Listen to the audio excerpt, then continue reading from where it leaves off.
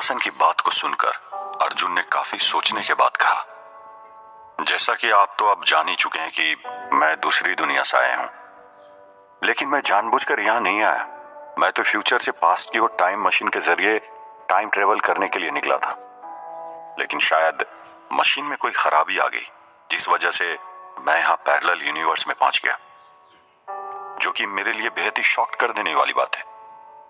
लेकिन इसे नियति कहो या कुछ और, शायद मेरे यहां आने के पीछे भी कोई मकसद जरूर होगा। लेकिन इस मकसद से मैं अभी तक अनजान हूं।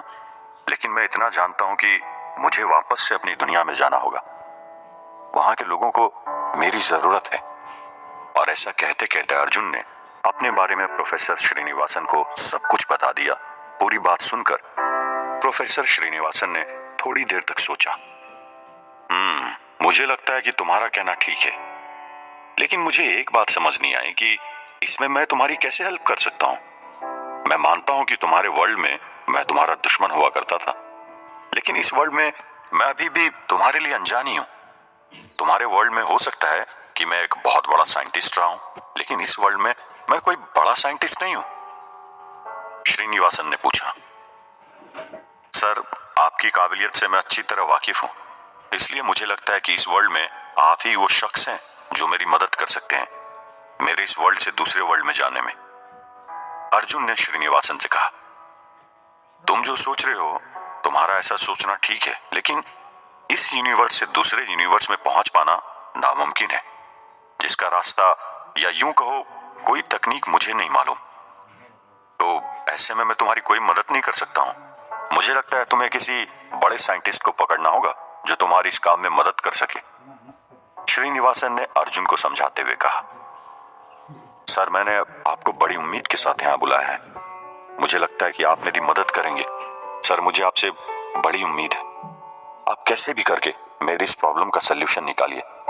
आपका एहसान मैं जिंदगी भर नहीं भूलूंगा, क्योंकि आप नहीं जानते मेरा अपने यूनिवर्स में जाना कितना जरूरी है। पता नहीं मेरी गैर मौजूदगी में वहां क्या चल रहा होगा। अर्जुन ने मायूसी भरा जवाब दिया, ठीक है, मैं पूरा 100% विश्वास के साथ नहीं कह सकता कि मैं तुम्हारी मदद कर पाऊंगा, लेकिन फिर भी मैं अपनी तरफ से कोशिश करूंगा, जरूर करूंगा। प्रोफेसर श्रीनिवासन ने अर्जुन के कंधे पर हाथ रखते हुए कहा। जवाब में अर्जुन ने भी मुस्कुराते हुए हाँ में अपना सिर हिलाया। अगले ही पल प्रोफेसर श्रीनिवासन वहां से चला गया। दूसरी तरफ रियल वर्ल्ड में अभी रात हो चुकी है और इस रात में तकरीबन 10 बजे अचानक उठकर श्रुति घर के स्टोर रूम की तरफ जाती है, जिसके दरवाजे पर अभी ताला लगा हुआ है। शायद श्रुति को यह भी बात पता लग चुकी है कि स्टोर रूम के अंदर से एक सीक्रेट रास्ता जमीन की गहराइयों में जाता है, जहां मौजूद है देव की सीक्रेट लेबोरेटरी। क्योंकि एक दिन श्रुति ने देविका और देव को बातें करते हुए सुन लिया था, जो उनकी सीक्रेट लेबोरेटरी के बारे में कुछ बातें कर रहे थे। लेकिन इतना सब कुछ पता लगने के बाद भी श्रुति इस बात से अनजान है कि देव ने अर्जुन का क्लोन बनाया हुआ है। स्टोर रूम के दरवाजे के बाहर खड़ी श्रुति अभी एक साधारण सी लड़की न होकर एक शैतानी प्रवृत्ति की लड़की बन चुकी है, जिसके पीछे का कारण आकाश का वो रेडिएशन है जो श्रुति की बॉडी के अंदर दाखिल हो चुके हैं। श्रुति दरवाजे पर लगे उस ताले को अपने हाथों से पकड़ती है और एक ही पल में उसे तोड़ देती है। अगले ही पल वो स्टोर रूम के अंदर दाखिल होती है और वहां से उस सीक्रेट रास्ते से देव के उस सीक्रेट लेबोरेटरी के अंदर चली जाती है, जहां एक बड़े से बॉक्स के अंदर मौजूद है देव, जिसकी सांसें अभी धीमी रफ्तार से चल रही है। लेबोरेटरी में पहुंचकर श्रुति चारों तरफ बड़े गुस्से में देखने लगती है। शायद वो अभी वहां सुपर अर्जुन को तलाश कर रही है, लेकिन सुपर अर्जुन यहां भी नहीं है। ये सुपर अर्जुन कहां छुप कर बैठा है? मैं उसे जिंदा नहीं छोड़ूंगी, श्रुति ने गुस्से से चिल्लाते हुए कहा। सुपर अर्जुन को इस लेबोरेटरी में न पाकर श्रुति गुस्से से इधर उधर देखने लगती है। लेबोरेटरी में बहुत सारी मशीन पड़ी हुई है, जिनसे कि देव अपने वैज्ञानिक एक्सपेरिमेंट किया करता है, लेकिन अभी श्रुति का गुस्सा 7वें आसमान में है। इसीलिए वो लेबोरेटरी में मौजूद मशीनों को बड़े गौर से देखने लगती है। अगले ही पल एक एक करके मशीनों को तोड़ना शुरू कर देती है। मैं सब कुछ बर्बाद करके रख दूंगी। सुपर अर्जुन, तुम्हें मेरे सामने मजबूर होना ही होगा। श्रुति ने गुस्से से कंप्यूटर स्क्रीन पर कुर्सी फेंकते हुए कहा। एक और श्रुति ने देव की अंडरग्राउंड लेबोरेटरी में जाकर अब तोड़फोड़ शुरू कर दी है। उसने वहां पर मौजूद लगभग सारी चीजें तोड़ दी है, सिवाय उस मशीन नुमा बॉक्स के जिसके अंदर रहकर देव अपनी चंद गिनी चुनी सांसें गिन रहा है। लेकिन वो मशीन नुमा बॉक्स किसी को नजर नहीं आ रहा, क्योंकि उस बॉक्स को एलियंस रोमा और लाइका ने अपनी सुपर पावर से अदृश्य कर दिया है, जिस वजह से वो बॉक्स उनके अलावा किसी और को नजर नहीं आ रहा। तो वहीं दूसरी ओर श्रीनिवासन और पैरेलल वर्ल्ड के अर्जुन के वापस जाने के बाद अपना अर्जुन वापस अपने होटल के रूम की ओर जाने लगता है, जहां वो आजकल ठहरा हुआ है। किसी ने सच ही कहा है कि जब इंसान को किसी चीज की प्यास होती है ना, तब उसे वो चीज दिखाई देती है जिसकी उसे प्यास हो। जैसे किसी इंसान को किसी दिन भूखा रखा जाए तो उस इंसान को पूरे शहर में चारों तरफ खाना ही खाना नजर आता है। ठीक ऐसा ही अभी मेरे साथ हो रहा है, अर्जुन ने कुछ सोचकर कहा। जैसे ही अर्जुन को यह जानकारी मिली कि इस वर्ल्ड में सब कुछ आर्टिफिशियल इंटेलिजेंस के कंट्रोल में है, तो वो शहर को एक अलग नजरिए से देखने लगा। इस बार उसे जगह जगह पर शहर में रोबोट्स दिखाई दे रहे थे। कई सारे रोबोट्स पुलिस स्टेशन पर मौजूद है, तो कुछ रोबोट्स सिक्योरिटी गार्ड्स का काम कर रहे हैं, और यहां तक कि एक बैंक के बाहर भी गनमैन रोबोट ही है। ऊपर से रोबोट्स इतने रियल हैं कि इंसान और रोबोट्स का पता ही नहीं चल पाता। ये वही बैंक है जहां बैंक के एम्प्लॉय चोरों को चीयर कर रहे थे। लेकिन उस दिन अर्जुन ने बैंक के बाहर खड़े उस रोबोट के ऊपर ज्यादा ध्यान नहीं दिया। लेकिन आज वो उसे बड़े गौर से देख रहा है, जो कि दिखने में इंसान की तरह है, लेकिन हकीकत में वो एक रोबोट है। अर्जुन चारों तरफ पूरे शहर में बड़े गौर से देख रहा है। उसे अब यहाँ की स्ट्रॉन्ग आर्टिफिशियल इंटेलिजेंस के होने का एहसास होने लगता है। अर्जुन अभी अपनी धुन में खोया हुआ ही था, तभी अचानक उससे एक लड़की टकराती है, जो और कोई नहीं बल्कि इसी बैंक की मैनेजर सोनाली है। तुम यहाँ फिर आ गए? सोनाली ने एक तेज आवाज में अर्जुन से कहा। सॉरी, वो गलती से आपसे टकरा गया, अर्जुन ने सोनाली से कहा। लेकिन फिर वो बैंक के बाहर मशीन नुमा रोबोट को बड़े गौर से देखने लगा। वहां क्या देख रहे हो? कभी रोबोट देखे नहीं क्या? सोनाली ने अर्जुन का मजाक उड़ाते हुए कहा। नहीं, ऐसी बात नहीं है, लेकिन बैंक के बाहर सिक्योरिटी गार्ड्स की जगह रोबोट ही क्यों, इंसान क्यों नहीं? अर्जुन ने सवाल किया। अरे ये कैसी बातें कर रहे हो? इस दुनिया से हो या किसी अलग ही दुनिया से आए हो? सोनाली अर्जुन से बोली। नहीं, वो ऐसी बात नहीं। उस दिन मैंने बैंक में देखा था कि आप चोरों को चीयर कर रही थी, जो कि आम जनता का पैसा लूटने की कोशिश कर रहा था, अर्जुन ने जवाब दिया। अरे यार, तुम उस दिन से अभी तक इसी बात को लेकर बैठे हो। वो हमने इसलिए किया क्योंकि हमारी आर्टिफिशियल इंटेलिजेंस काफी स्ट्रांग है, इसलिए हम चोरों को सपोर्ट तो कर रहे थे कि वो चोरी करके दिखाए। हमें कुछ करने की जरूरत नहीं पड़ती, आर्टिफिशियल इंटेलिजेंस ही सब कुछ कर देती है। वो लड़का देहात से पहली बार शहर में आया हुआ लग रहा था, इसलिए उसको शहर की नॉलेज नहीं थी। शायद इसीलिए उसने बैंक चोरी करने की कोशिश की, लेकिन उसका अंजाम उसे भुगतना पड़ा। तुम्हें जो बैंक के बाहर खड़ा मशीन टाइप का रोबोट दिख रहा है ना, उसने उस लड़के को पकड़ लिया और उसी वक्त गोली मार दी। लेकिन तुम ये सब क्यों जानना चाहते हो? कहीं तुम फॉरेनर तो नहीं हो ना? मुझे तो लगता है कि तुम ऐसी कंट्री से आए हो जहां टेक्नोलॉजी इतनी डेवलप नहीं है, इसलिए तो तुम्हें इंडिया के बारे में कुछ पता नहीं है। फिर एक बार सोनाली ने अर्जुन का मजाक उड़ाते हुए कहा, और ऐसा कहते ही सोनाली वहां से चली गई। सोनाली की ये बातें सुनकर अब अर्जुन को सब कुछ समझ में आने लगा है। बेटा संभल के अर्जुन, तू इस दुनिया में नया है और अभी भी इस बात से अनजान है कि अगले पल तेरे साथ क्या होने वाला है।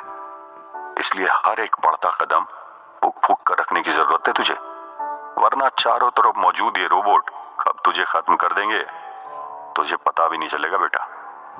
फिर बेटा हमेशा हमेशा के लिए यहीं रहना पड़ेगा, और जो तू सपने देख रहा है ना वापस जाने का, वैसे भी वो मुझे नहीं लगता कि अब पूरा होने वाला है। और अगर तेरी जान ही चली गई तो तू उस वर्ल्ड में क्या इस वर्ल्ड में भी नहीं रह पाएगा, अर्जुन खुद से एक मजाकिया अंदाज में कहता है। शाम के 5 बज चुके हैं। अर्जुन अपने रूम की तरफ जा रहा है, जो उसने पास के ही होटल में लिया हुआ है। फिर भी उसके और उसके रूम की दूरी कुछ 1 किलोमीटर के आसपास है। अर्जुन अपनी ही धुन में मस्त इस नई दुनिया के बारे में कई और सवाल अपने दिल में लिए सोचते हुए जा रहा है। तभी अचानक रोबोट अर्जुन का पीछा करने लगते हैं। उन रोबोट्स ने चलते चलते अपनी एडवांस टेक्नोलॉजी के दम पर दूर से ही अर्जुन को स्कैन कर लिया है और अब उन्हें पता चल चुका है कि अर्जुन इस वर्ल्ड का नहीं है, बल्कि किसी दूसरी दुनिया से यहाँ आया हुआ है। उधर रियल वर्ल्ड में अब रात से सुबह होने को है। लाइका, जो अब तक बेहोशी की हालत में थी, लेकिन उसे अब होश आ चुका है। होश आते ही लाइका को एहसास होता है कि वो मखमल के एक बेड पर लेटी हुई है और अगले ही पल वो अपनी नजर उस रूम में इधर से उधर दौड़ाती है तो वहां देखती है कि चारों तरफ दीवार पर काफी ज्यादा पेंटिंग्स बनी हुई है। ये मैं कहाँ आ गई? कैसे आ गई? कहाँ हूं मैं अभी? लाइका खुद से बातें करते हुए कहती है। तभी अचानक वहां पर रणवीर आहूजा आ जाता है। लाइका के होश में आते ही वो थोड़ा मुस्कुराता है। तुम ठीक तो हो ना मेघा? रणवीर ने लाइका से पूछा। हाँ मैं ठीक हूं, लेकिन मैं यहाँ कैसे आई? लाइका ने एक धीमी आवाज में पूछा। रिलैक्स मेघा, तुम्हें उठने की जरूरत नहीं, तुम अभी आराम करो। ऐसा कहते ही रणवीर ने एक आवाज लगाई। उसकी आवाज लगाते ही उसके घर का नौकर अपने हाथ में खाने की प्लेट लिए उस कमरे में आ गया। तुम्हें कल रात से अभी होश आया है? मुझे पता है कि तुमने कल रात से कुछ भी नहीं खाया, इसलिए पहले खाना खा लो, रणवीर ने लाइका से कहा। लेकिन रणवीर के ऐसा कहने पर लाइका ने कोई जवाब नहीं दिया। अरे तुम घबराओ मत, यही सोच रही हो ना कि तुम अभी कहाँ हो? तो मैं तुम्हें बता दूं कि तुम अभी मेरे घर पर हो। वो कल रात तुम जब मुझसे मिली थी ना, उसके बाद तुम्हें चक्कर आ गया था, तुम बेहोश हो गई थी, इसलिए मैं तुम्हें यहां लेकर आ गया, रणवीर ने कहा। तभी अचानक लाइका को कुछ याद आया। मेरे पैरों का निचला हिस्सा हरा पड़ चुका था। कहीं रणवीर ने उस हरे हिस्से को देख तो नहीं लिया? कहीं रणवीर समझ तो नहीं गया कि मैं इंसान नहीं एलियन हूं? लाइका ने मन ही मन सोचते हुए कहा। तभी अचानक उसकी नजर अपने पैरों पर पड़ी, जो कि अब वापस सामान्य इंसान की तरह हो गए, जिसे देखकर लाइका के चेहरे पर हल्की स्माइल आई। क्या सोच रही हो मेघा? अब ऐसे ही ख्यालों में खोई रहोगी या खाना भी खाओगी?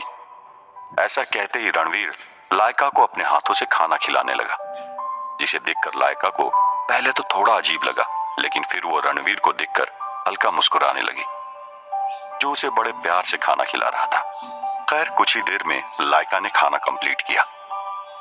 खाना खाने के बाद फिर एक बार रणवीर ने लाइका से पूछा, अभी तुम्हें कैसा लग रहा है मेघा? तुम ठीक हो ना अभी? हाँ मैं ठीक हूँ, लाइका ने जवाब दिया।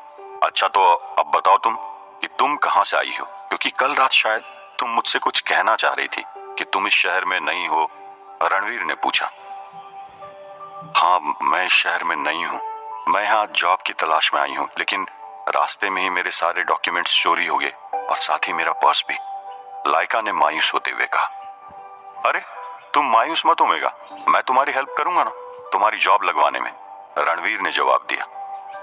लेकिन मेरे पास तो अभी मेरे कोई सर्टिफिकेट नहीं है और रहने का ठिकाना भी नहीं है, अब हमेशा ही तो मैं आपके यहाँ नहीं रह सकती ना, लाइका ने जवाब दिया। हाँ तुम इसकी चिंता मत करो, तुम जब तक जॉब करोगी तब तक इसी घर में रहोगी, और रहा सवाल तुम्हारे बिना सर्टिफिकेट के जॉब करने का, तो तुम आज से मेरे ऑफिस में काम करोगी, रणवीर ने लाइका से कहा। आपके ऑफिस में मेरा काम करना तो ठीक है, लेकिन मैं कैसे इस घर में रह सकती हूँ, लाइका ने थोड़ा घबराते हुए कहा। लाइका के इतना कहते ही वहां रणवीर की माँ आ गई, जो लाइका के पास आकर बैठ गई। बेटा इसे अपना ही घर समझ और मुझे भी अपनी माँ जैसा ही समझ, मैं रणवीर की माँ हूँ, रणवीर की माँ लाइका से बोली। थैंक्स आंटी, और स्पेशली थैंक्स रणवीर, आज तुमने मेरी हेल्प की है, मैं तुम्हारा यह एहसान जिंदगी भर नहीं भूलूंगी, लाइका ने रणवीर से कहा। इसमें हेल्प किस बात की और किस बात का एहसान? अगर तुमने मुझसे दोबारा ऐसी बात की ना तो मुझसे बुरा कोई नहीं होगा, रणवीर ने कहा। जवाब में लाइका ने एक हल्की सी मुस्कुराहट के साथ हाँ में अपना सिर हिलाया। पता नहीं अभी टीम हेड रोमा किस हाल में होंगे, लाइका मन ही मन कहती है।